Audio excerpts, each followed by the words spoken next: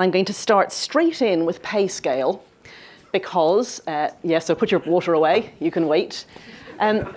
So you guys collect a lot of data about what people earn at quite granular level, so institution, course, and so on.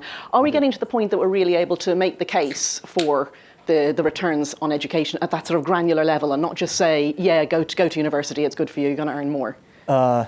Well, it depends upon what you mean when you say state the case, but we certainly have a measure of financial return, which is a dimension, not the only dimension, not the first dimension, but we have over the last 10 years gathered about 54 million profiles. And we run so I'm kind of the odd duck out here. The amount of information I know about education is relatively small compared to these two gentlemen. But what I know about individuals that are curious about their compensation and the information that they provide about their careers, I know a lot about. And we run the world's largest compensation survey. Over the last 10 years, we've picked up about 54 million profiles. And when someone comes through our survey, they've given us kind of up to 30 different data points on what they make, but that's actually not where we start, their education, their major, et cetera, et cetera. And so we actually have the ability to look at across school type, across major, across job, across industry. And we run annually, and we call it an ROI, although the term ROI for purists doesn't necessarily apply. If you took a 20-year career and you added up all the income and then you subtracted what you would have made if you didn't go to college but just did high school and subtracted the cost of the college education, what's left over? We call it the net ROI. And so we absolutely see the difference between those. And no big surprise, STEM far outpaces non-STEM. And that probably has some policy implications, and we see it by school type and degree, et cetera. Mm-hmm. So Harry, this has implications for governments and for institutions. I mean, the cost of education has gone up so much. I mean, are we still at the point that we can say this is, without doubt, at least for some students, at least for some courses, a worthwhile investment? I think we can say that categorically across the globe. I think what we've learned in the last 10 years or so is that not only is it a good investment in high-income countries, it's a good investment in middle-income countries, and it's a very good investment in low-income countries. I think the global search for talent is immense. The demand for higher-level skills due to global competition, but also due to, unfortunately, low-quality schooling in many low-income and middle-income countries, there's an increasing demand for people with higher-level skills. And university is definitely a prime source for those skills. So we're seeing the returns go up. They're going up in countries where they're growing. They're going up in countries that have significant gaps at lower schooling levels. The returns are up even in countries where there's been massive increases in schooling, which is a little bit of a surprise, but not really given what's happening in global markets. But what's happened in the last 10, 15 years is that in developing countries, the returns to higher education are higher than the returns to primary schooling, which is a huge reversal for many governments. And it's going to put pressure on not only high-income growing economies, it's going to put pressure on low-income countries that have a significant challenge to provide education for the poorest, but now they have to deal with university as well.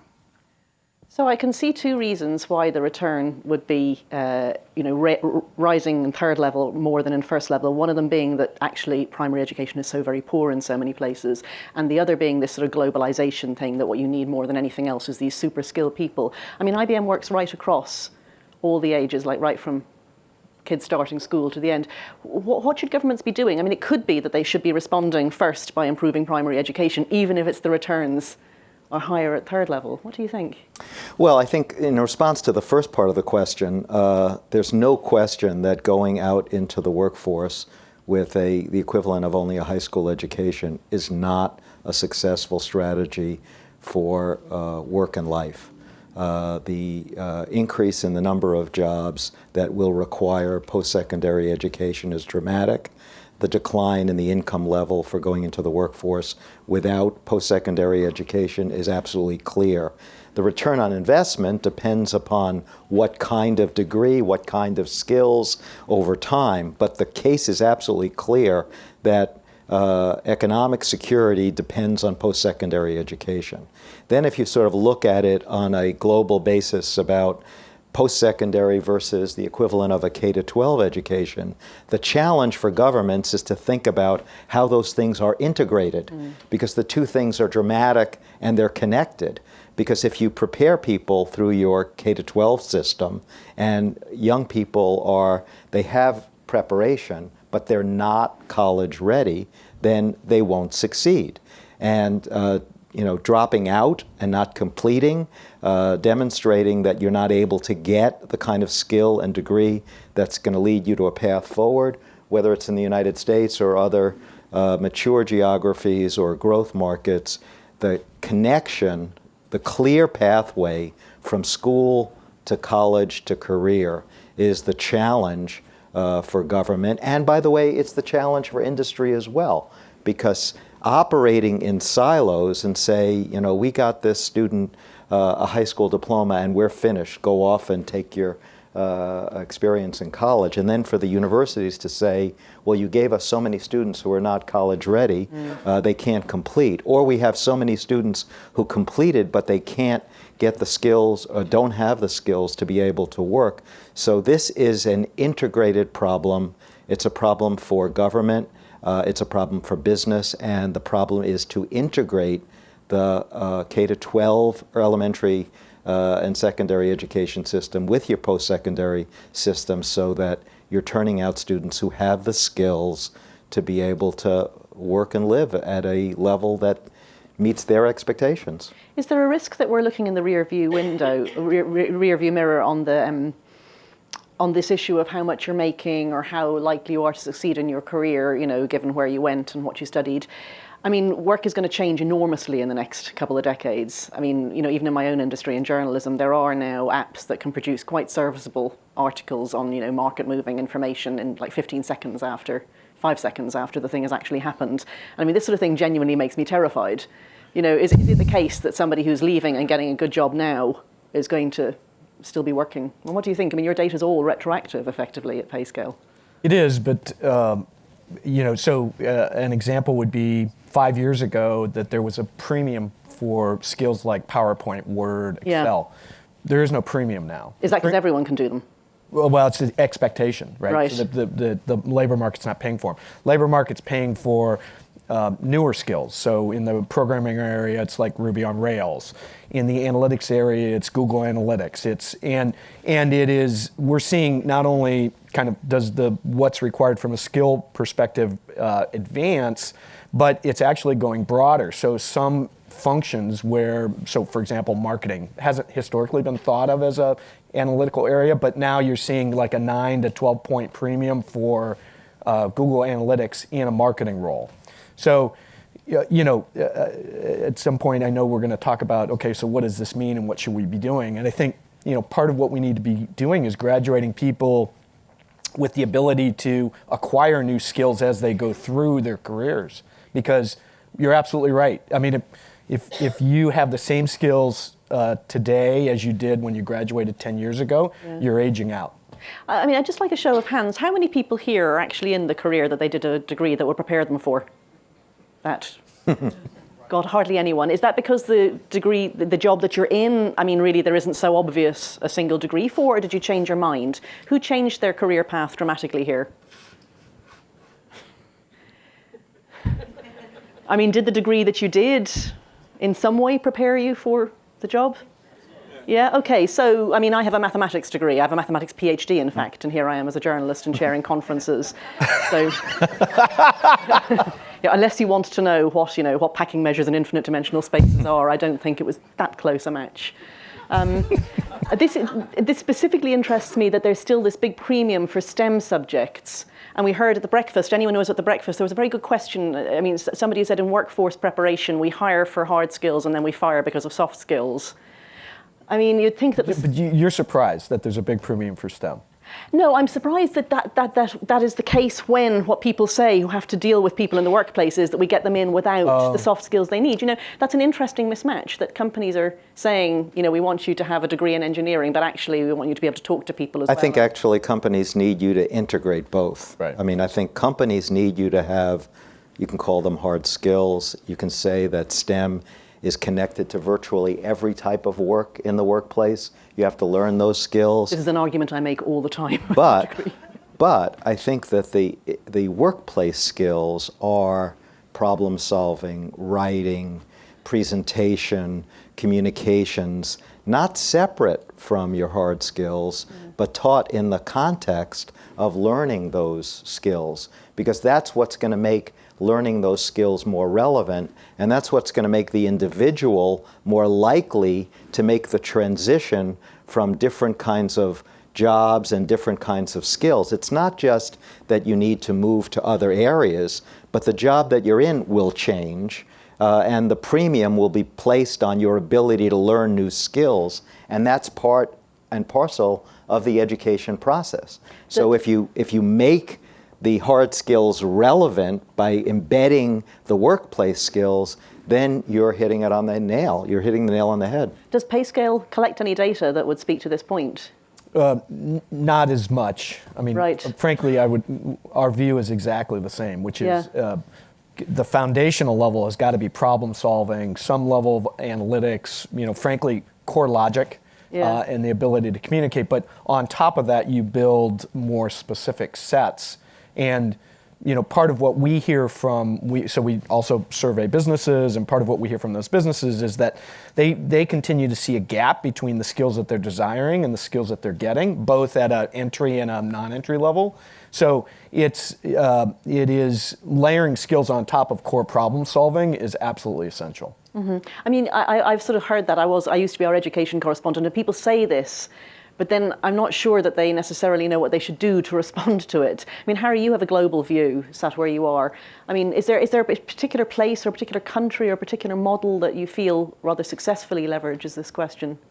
Well, I was going to say that we have measured in a few countries the returns to these non-cognitive personality skills, and at the higher levels, they are rewarded as much as the cognitive skills. And these are skills that are not easily automated.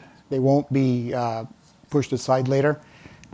What we're seeing is that in surprising places, these non-cognitive skills are being taught. Korea complains about the lack of creativity in their system, but if you look at any measure that's published, including the OECD's, they do very well at that as well. They teach a lot of these non-cognitive skills. What sort of things? Just give me a couple of examples. I was going to give you an example. In China, we support vocational schools, which I thought would be purely teaching people how to do a particular job, but they've used Confucian philosophy in the teaching of these courses in a vocational school where people are there primarily to learn a particular trade. So it is something that can be taught. And that was going to be my next question. I mean, is this not just about personality? And they actually can be taught, and we can teach these things even into adulthood. A lot of the cognitive skills, if you missed out early, it's very difficult to make up for that. Yeah. Non-cognitive skills can be taught even in adulthood, which is good news, because we often miss out on these early skills for many people, and it's very difficult to bring them back. Is there anyone in the audience who'd like to tell us, share with us what their own institution is doing on trying to develop these non-cognitive skills alongside the cognitive ones in their degree? I have a hand here. Just wait for the mic.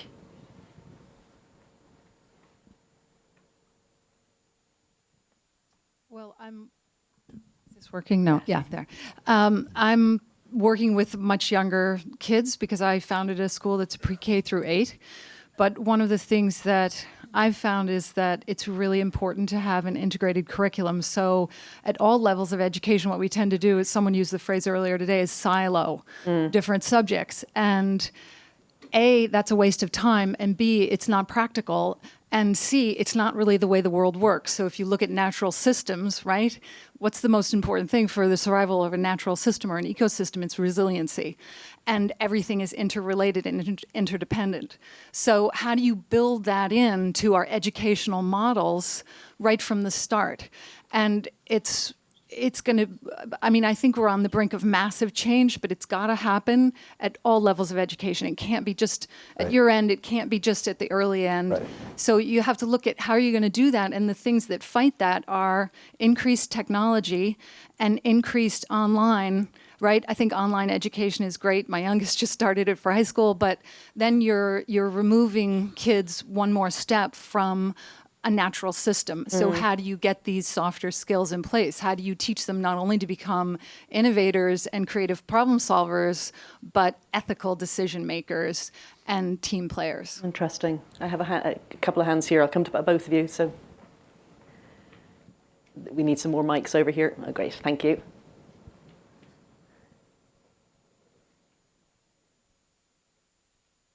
Thank you.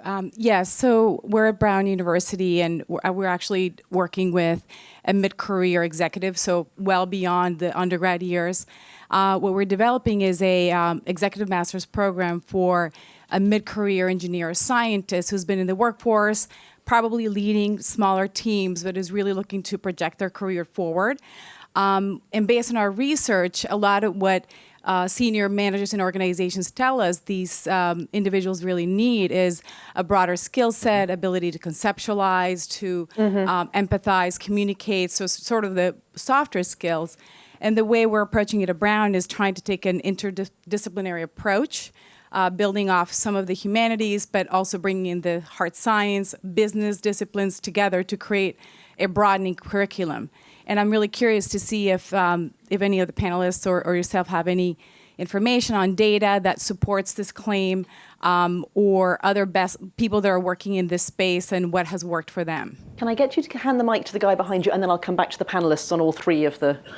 Oh, okay. So I'm at Georgia Tech, and we're doing a lot of the same sort of things. And the issue I wanted to raise was the ambivalence we have in academia about things that we call soft skills, which is itself an inherently disparaging term. Yeah. And I think we need something that we accept as a common term that actually respects these kinds of things. And our instinct, I think, to put them into the mainstream curriculum and have courses about something is part of the problem.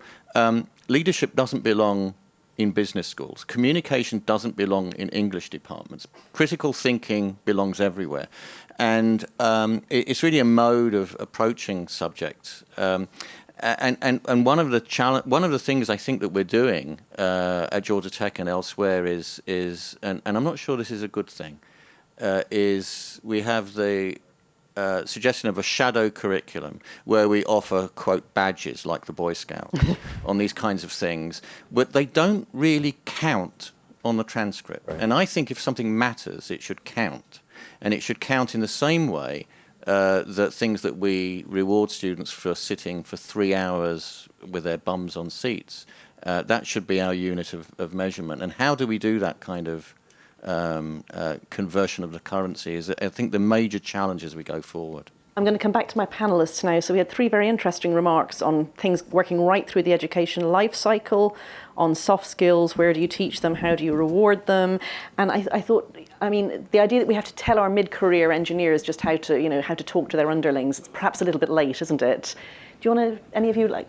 Yeah, I'd like to start off with the first question is that those skills and the importance of workplace skills have to be part of the curriculum as early as possible.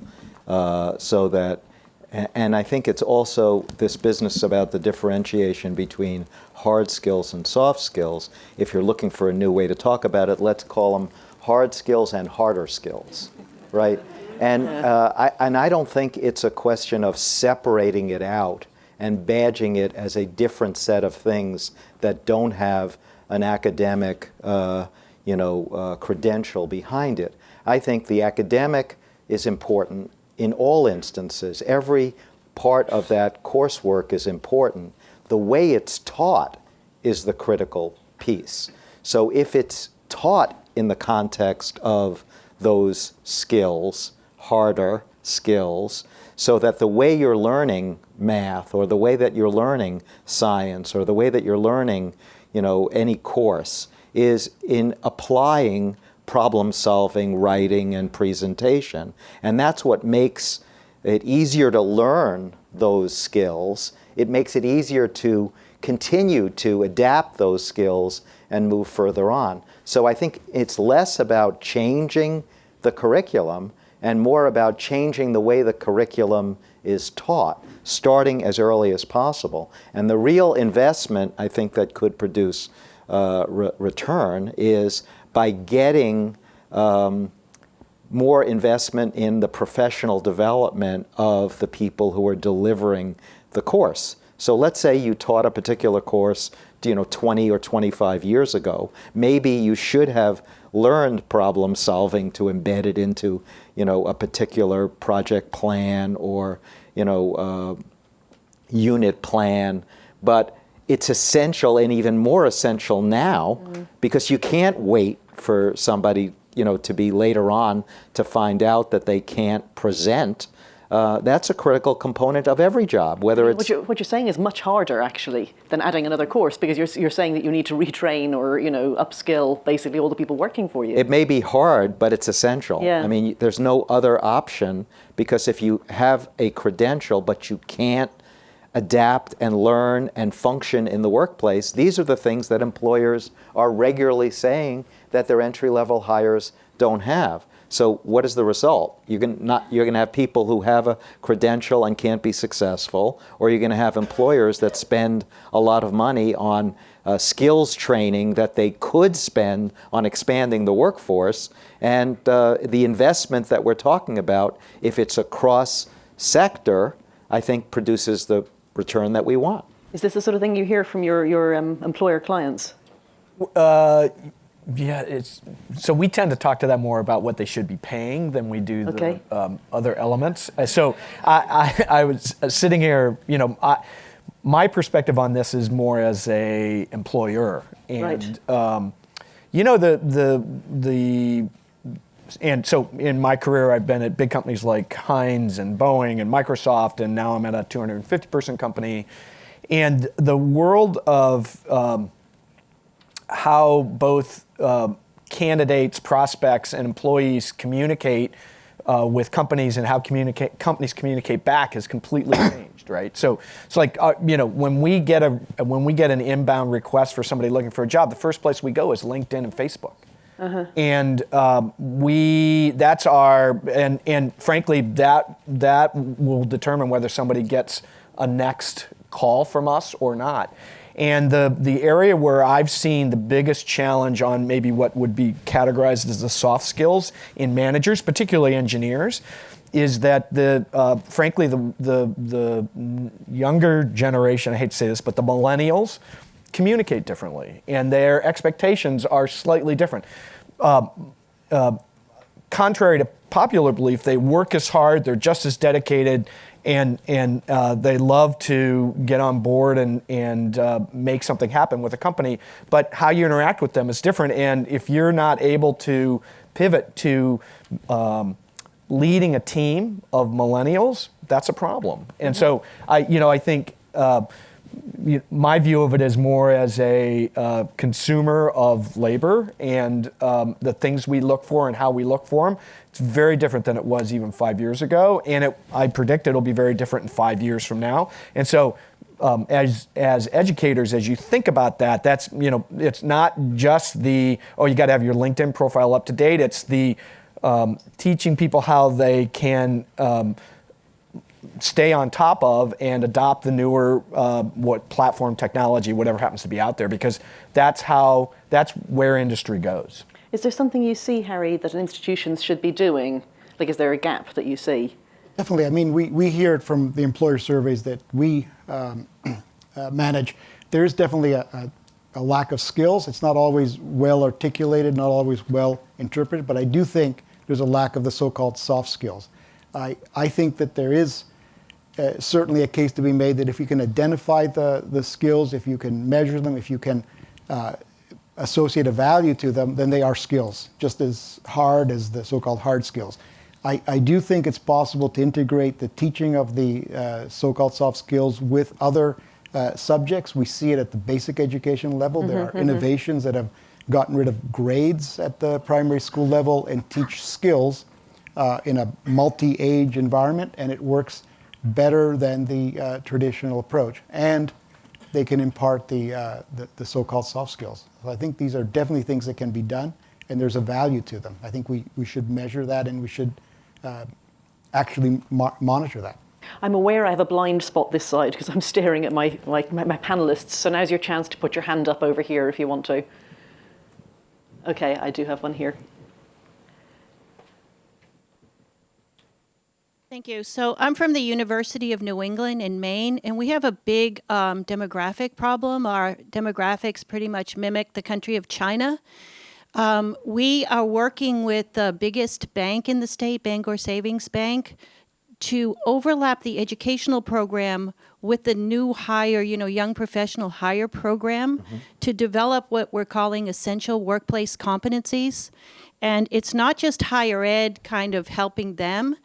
We're really in a strong partnership, and what we've learned, we've been doing this now for about 6 months. We're just stepping into it, and it's really catching on both sides, in the institution and in the bank, is we in higher ed don't really even know the terminology about what's needed.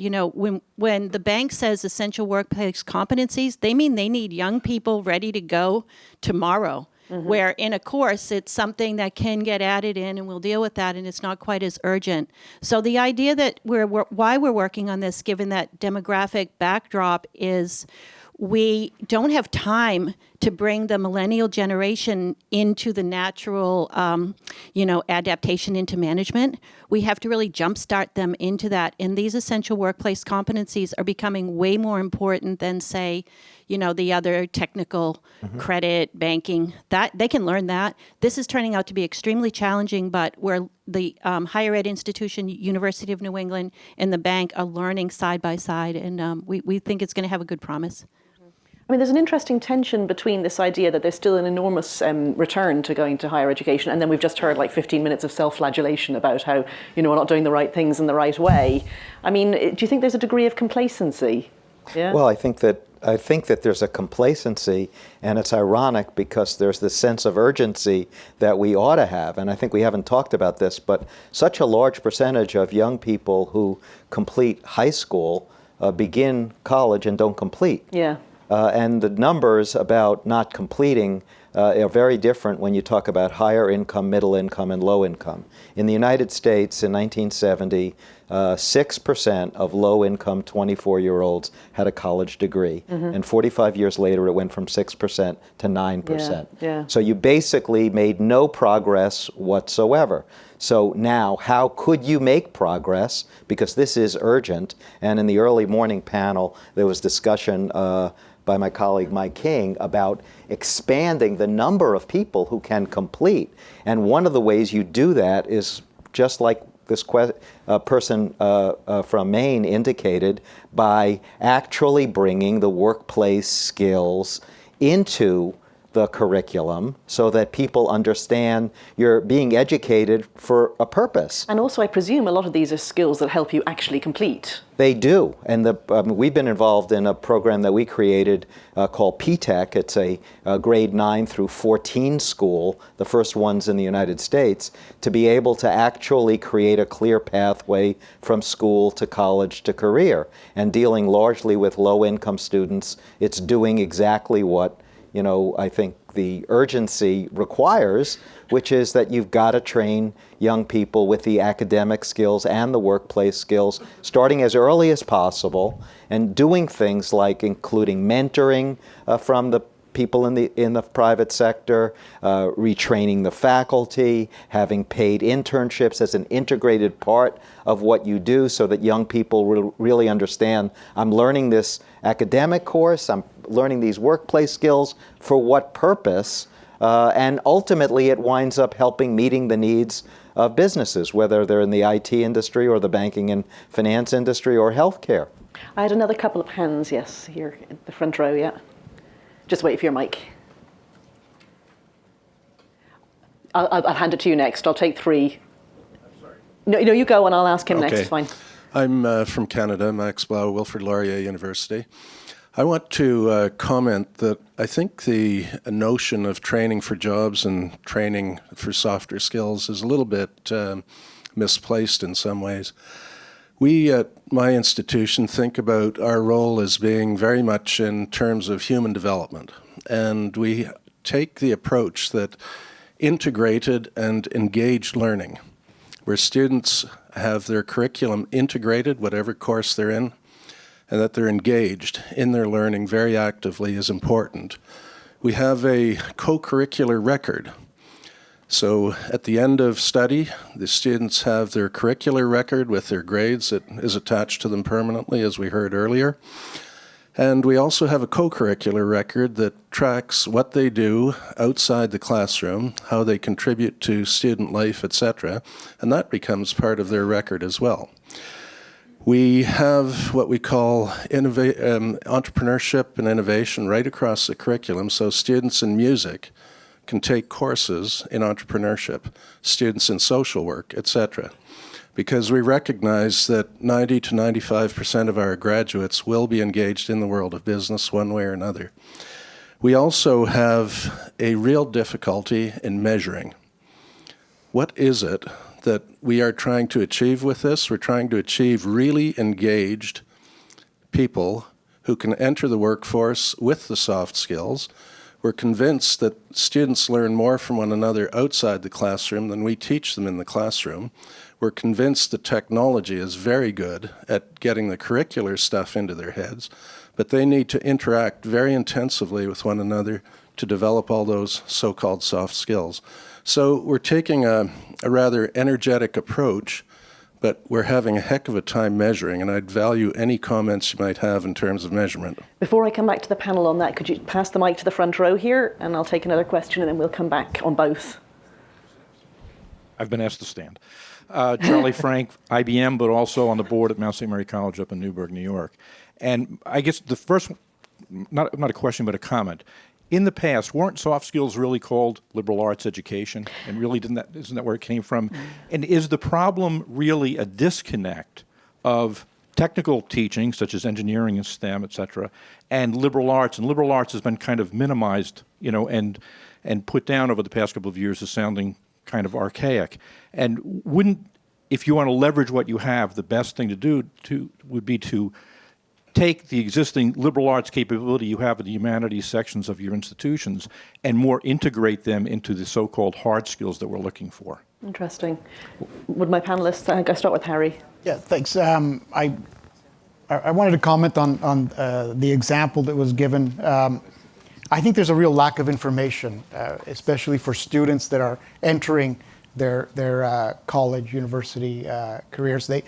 They have very poor information about even the cost of university education, the likely returns, even with pay scale. I don't think most students know. The fact is, in the United States, if completion of college has about a 67% higher earnings than high school, and it's been increasing over the last several. With, of course, a lot of variation. With a lot of variation, but even the worst return, you would still be better than not going to college. I wouldn't agree with all that. Okay, but the last part. If you don't complete, you might as well not have gone. Right. And that is what worries me, is that's a huge decision to go and not complete. Yes. And I think a lot of it has to do with a lack of information, a lack of adequate financing or proper financing.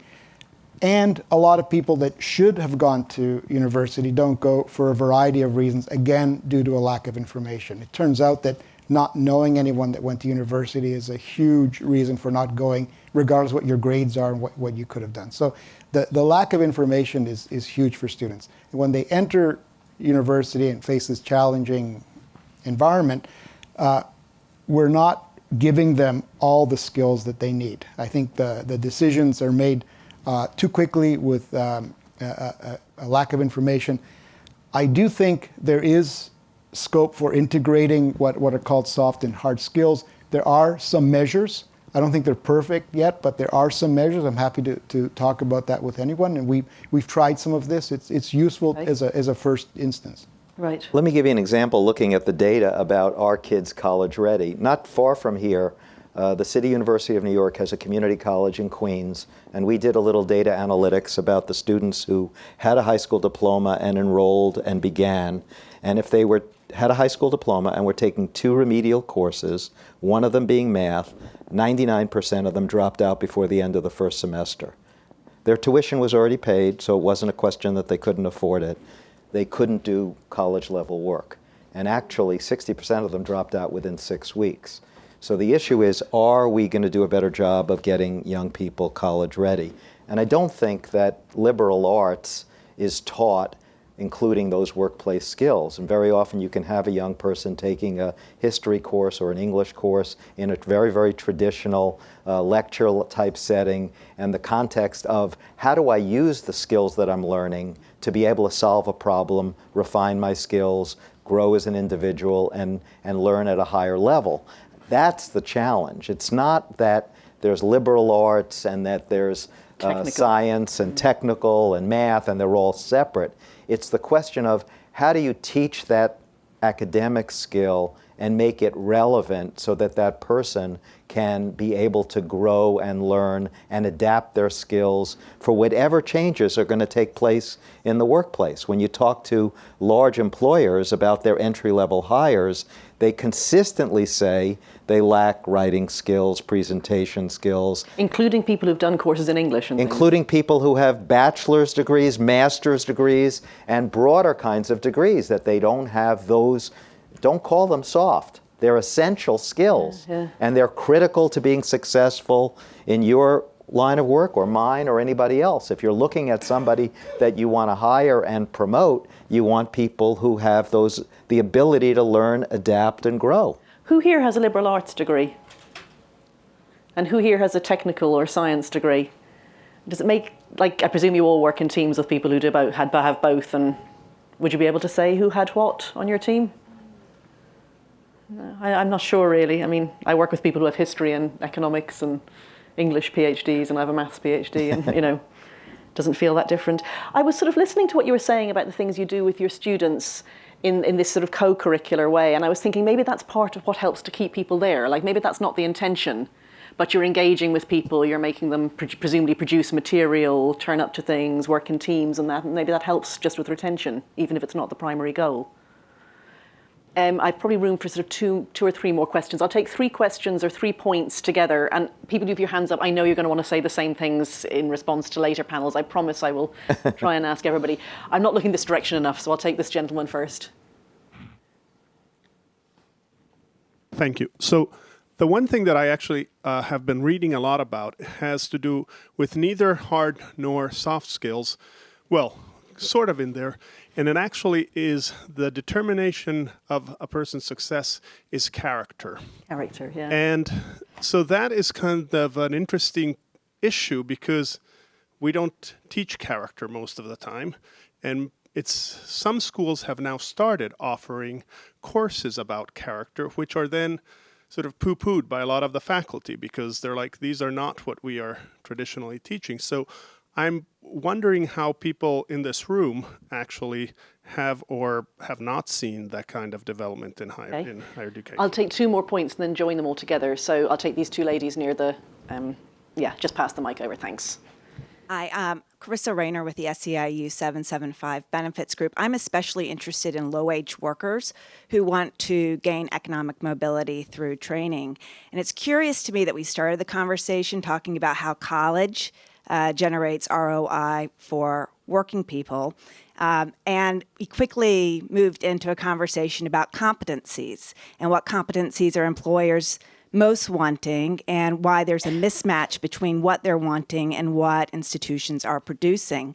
So in the spirit of disrupting traditional models, I'm curious when we're going to start and change the conversation to talk about how we build competencies rather than how we get working people through whatever the institution, system, online platform is, whatever the mode is, how we get them through that to build competencies as the end rather than the conversation around how do we get people college degrees as the end. And this lady here. Hi, I'm Christine Ortiz from MIT. One way that we've historically integrated the engineering and professional skills is through project-based learning. So basically, we have many courses where we put students in teams, and all of those things are integrated into the course. They're doing teamwork, they're giving presentations, they're working with, we have a course in design of medical devices, so they work with physicians at Mass General. Then they go to various countries to implement it. They may write a patent at the end, and then when they graduate, do a startup. And so I think that project-based learning is really a key way that you can integrate both those aspects. And actually, I think that that kind of learning and the development of communication, all these other things, actually reinforces the technical skills and helps them learn the technical skills. Thank you. So my panelists can see the clock that's counting down, so which you can't. So they'll all be brief. I'm going to turn back to you. So we had 3 points there. One about character. And can a course teach character? Can faculty take it seriously? When are we going to move, and maybe what can the institutions do to focus on competencies, maybe not necessarily for people who are going to go to college? And the third one is about, I guess, teamwork and project-based learning. Would each of you like to pick up on some aspect there? I'll start here and make a final remark. I think in terms of the character, I think the character is built by the character and the values of the institution, not separately in sets of courses. So the values of the institution, the way you treat your employees, the way you treat your, the students, the way you function in the community, embeds those values in what kind of an institution you are. And I don't think if you try to teach it separate from embedding those values in how you operate, I think you'd be short-sighted. The piece about project-based learning is, I think it is absolutely essential. And it's not like one piece, a little project-based learning on one day. It's embedded totally in what you do. And if these are the things that are valuable in the workplace, why wouldn't you make sure that they're valuable in the preparation? People are going to have a degree, and the idea is they're going to have that degree and they're going to work. Whether they work as an entrepreneur, whether they work in the public sector, whether they work for a not-for-profit organization, whether they work for a union, whether they work for a business, they're going to have to convert those skills and be able to solve problems and be successful every day. So that should be embedded in how you're taught from the very, very beginning. And you have to really integrate the elementary and secondary education with the higher ed so that there's not this huge separation that all of a sudden you're prepared in one way for courses that are taught in a totally different way for work in the workplace that's going to be totally different from that. You have to be able to integrate them together. Harry?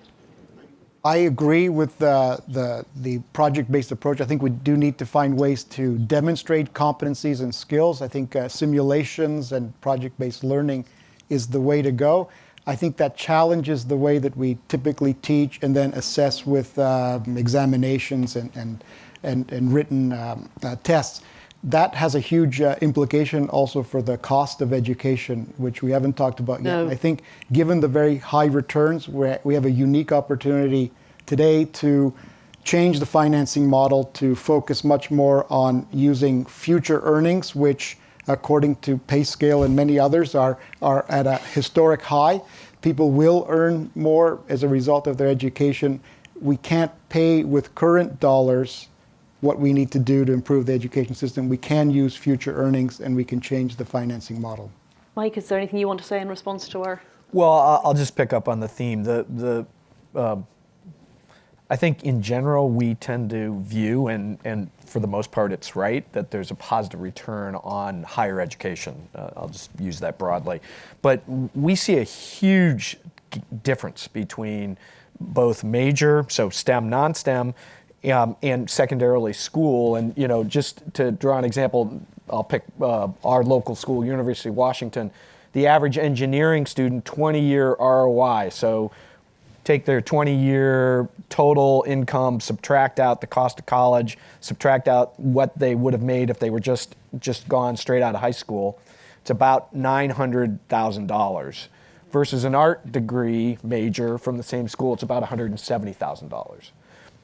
So clearly we need teachers and artists, and we need a broad spectrum, but they both pay the same amount when they go to school. So, and lots of people who show up at school don't actually have the data or do the math. So I think that there are two, important policy implications there. One is, should we be pricing these all the same? And the other is, do we need a truth in lending like approach to people going into college?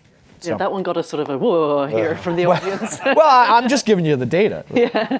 Okay, thank you very much. I'm aware we didn't answer the question at all about what we should be doing about people who want to retrain in work and people who are on low wages. I'm going to carry that thought through the next couple of sessions with me. So I say thank you to all our panelists.